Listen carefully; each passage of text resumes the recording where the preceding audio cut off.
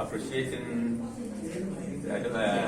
Adeyinka Olaiya for having time to organize this Institute of Arts.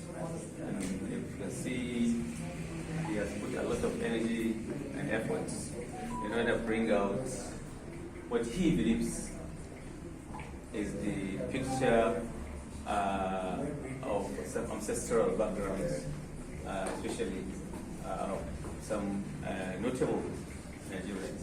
If you come to Brazil and you don't see, or you don't visit Bahia, or you don't visit many parts of Brazil, you will not understand the length and the ancestral basis of some of these arts. You'll appreciate it better if you know provide his coming from.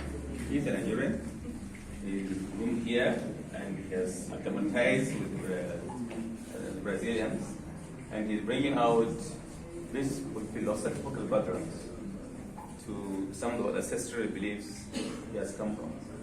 And it is one way of showing that each Brazilian, Afro-Brazilian in particular, it's really all colored people, should try to trace their roots wherever they come from. Luckily for us, I mean, if you come to Brazil, you find the number of colored people is quite broad and large, and significant. Most of them are a yearning for their ancestral roots.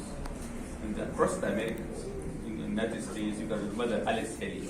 He wrote a whole book and he had a whole journey to trace himself to Senegal. Many others have done the same. So this can motivate people to begin to think of where they came from.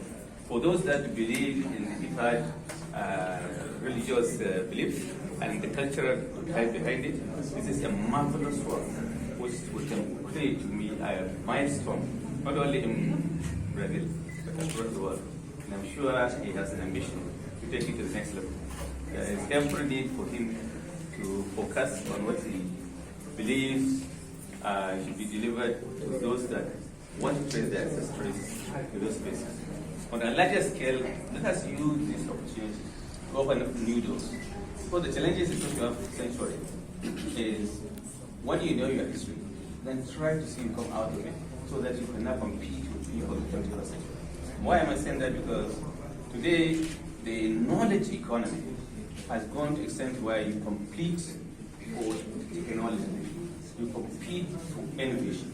You must incubate enterprises, try to develop